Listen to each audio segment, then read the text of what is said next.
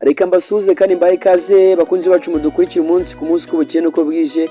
Nge nitwa Byukusenge Theophile, mbabwire rero bavandimwe kubera byinshi byiza mba mbafite hari igihe bigera mwumva no kuvuga izina ryanjye biranana, ariko uko byamera kose tuzajya tubana. Rero so nkuko nimbabwiye ndi hano mu gihugu cy'u Rwanda, ndetse namwe muri hano mu gihugu cy'u Rwanda nabasuje mbifuza kugira ibihe byiza, n'abari mu migabane igiye itandukanye kandi ku migabane itandukanye namwe ndabasuje mbifurije kugira ibihe byiza. Ni imbibutse ko wahageze ni ku Murinzi TV, icyo usabwa ni subscribe, ukaduha n'igitekerezo cyangwa se ukaduha like, ubundi tukajya tubana umunsi ku munsi. Ni urubuga ruzajya rukugezaho amakuru agiye atandukanye y'Iyobokamana agira agukora ndetse naho akuvana, cyane cyane mu gusesengura ibitaramo, indirimbo, abahanzi, byinshi bitandukanye, ndetse na byinshi byagufasha kugira ubuzima bwiza, imibereho myiza ikungahaye, ndetse imibereho ishimwa n'Imana n'igihugu muri rusange. Cyane ko ubukristo bwa mbere ni ukubaho ushimwa n'Imana ndetse no gushimwa n'igihugu, ugasanga uri umuturage wa wundi ukora ibyo asabwa ndetse wubaha akanumvira, cyane ko biriya aricyo kintu idusaba. Benshi rero twagiye kuri urubuto rwa watermelon, benshi ntibakunze kurukoresha cyangwa se benshi ntibakunze kururya, ugasanga bamwe baruharira abandi bati uru rubuto rukwiye kuribwa n'igitsina gore, ariko menya neza ko nawe ari ingenzi kururya uko wameze kose, cyane ko ibyo turya cyangwa se ibyo dukoresha ntago byahariwe bakanaka cyangwa se ngo biharirwe abandi. Uru n'urubuto kandi rumeze nkaho nta cyanga rugira, rukaba rufite amazi menshi, uba wumva harimo agasukari gake. N'urubuto kandi rwuzuyemo umutobe woroheje, n'urubuto kandi rworohereye cyane, rurimo utubuto duto cyane tw'umukara. Ni isoko nziza rero y'amazi akenewe mu mubiri w'umuntu, nk'uko turya cyangwa se nk'uko dukenera izindi mbuto, ugasanga dukoresha imineke, ipapayi, inyanya se kuzihekenya.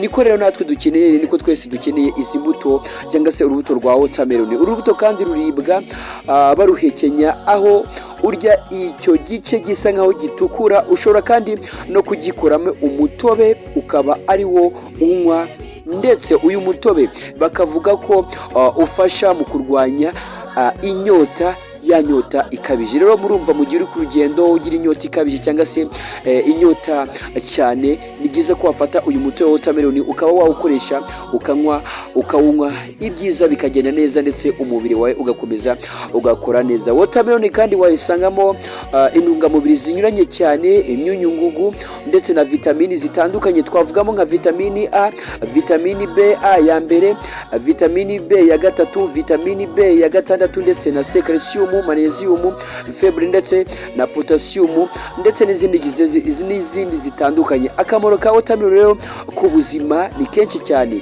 kubera ikungahaye cyane ku mazi. Ni nziza mu gihe cy'ubushyuhe, ndetse hahandi izuba riba ryabaye ryinshi, cyangwa se ahandi wagize inyota, nk'uko twabivuze ruguru, ko wakoresha umutobe wa watermelon, ubundi ubuzima bagakomeza kugenda neza. Urubuto kandi rubamo bavuga ko nta mavuta menshi abamo, bituma kandi ruba urubuto rwiza ku bantu bose, yemwe ndetse n'abarwayi ba diyabete. Ikindi kandi ngo rufasha mu gusohora imyanda mu mubiri. 19% bya vitamini A umubiri ukeneye umunsi ku munsi wabisanga muri watermelon. Naho kandi muri miligrama 100 harimo 569 miligrama za vitamini A. Iyi vitamini kandi ni ingenzi cyane mu kureba neza no mu budahangarwa bw'umubiri, kimwe no kugira uruhu rwiza ruhehereye. Irinda kandi kanseri y'ibihaha ndetse no mu kanwa. Ni byiza rero ko wakoresha urubuto, murumva haba amazi yarwo, haba kururya cyangwa se umutobe waryo, haba kururya, urumva ko byose ni ingenzi, nibyo dukenera umunsi ku munsi. Urubuto kandi rukungahaye kuri za vitamine zinyuranye cyane, zose zizwiho kurinda kanseri zinyuranye, nka kanseri y'amara, y'amabere se, ubwo turavuga iy'amabere, ibihaha ndetse n'inyababyeyi n'urwagashya. murabyumva rero uru rubuto ni ingenzi cyane. Kuba urubuto kandi rukungahaye kuri vitamini C ni kimwe kandi n'ibindi bisukura umubiri, ni rwiza kandi ko ku ruhu rworoshya uruhu. Icyo usabwa ni iki? Gukaraba amazi yarwo cyangwa se kurukaraba biriya bisate byarwo, nabyo ni kimwe mu byagufasha kugira uruhu rwiza kandi rutangirika, cyane cyane ko bitewe no gusaza k'uruhu. Ibi kandi bikaba byatuma uruhu rwawe rudasaza mu gihe waba wakoresheje ari amazi cyangwa se urubuto urukaraba cyangwa se ubasha kurukaraba hamwe haba hangiritse. Umutobe kandi wayo ufite akamaro nko kurya izindi mbuto cyangwa se kurya urubuto rw'urunyanya cyangwa se urunyanya. mu runyanya cyangwa se mu rubuto rwa watermelon dusangamo miligrama 100, harimo miligrama 453, ndetse mu gihe mu runyanya dusangamo 257. Ubushakashatsi kandi bwagaragaje ko ibi birinda kanseri, byagaragaje ko birinda kanseri y'imirasire y'izuba. Murumva rero ni byiza ko twakoresha urubuto rwa watermelon. Kuba kandi muri watermelon harimo potassium bituma kandi ruba urubuto rwiza cyane mu mikorere y'umutima, harimo kurinda gutera nabi ndetse no kurinda umuvuduko udasanzwe w'amaraso. Si umutima gusa kuko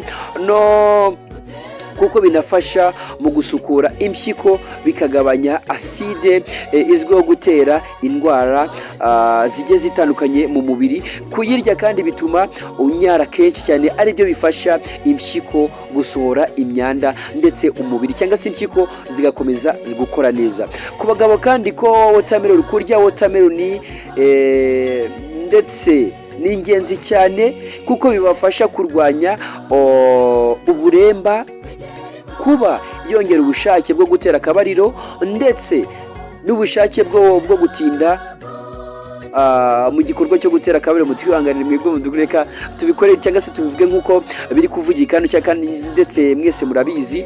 Muri make rero si ibyo gusa kuko inafasha abagore, ibongerera ububobere mu gihe cyo gutera akabariro. Bityo rero ni byiza ko twakoresha urubuto ndetse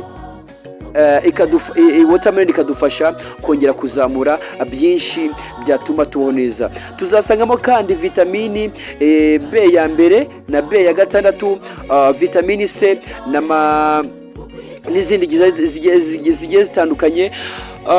Ibi kandi byose bifasha mu kurwanya mikorobe zanduza no kongera no kugabanya ubudahangarwa bw'umubiri. Murumva rero ko niba dufashe umwanya tugakoresha watermelon cyangwa se imbuto muri rusange mu buzima bwacu bwa buri munsi, tuzagira ubuzima bwiza, iby'umwuka bizaza biture mu mubiri muzima, ndetse tubashe twumvira abatuyobora, twumvira Imana. Urumva ibyo tuzakora byose tuzabikora mu buryo bwiza kandi bworoshye. Reka dusaba Imana rero dushoboze no kugera ku ntego y'ibyo twiyemeje, cyane ko icyo dusabwa ni ukumva tukumvira.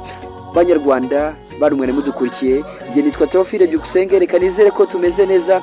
Mbibutsa ni ahandi ushobora gukora amakuru arambuye, nuko wajya ku kinyamakuru umuryango.rw, ubundi ukakura amakuru arambuye byinshi kuri watermelon ndetse na byinshi tuzagenda tubashakira bitondo bitandukanye. Icyo usabwa no gukanda subscribe kuri ijambo ry'umutuku munsi ngaho, ukaduha igitekerezo like, ubundi tugenda tubana uko bukene uko bwije mu biganiro bitandukanye.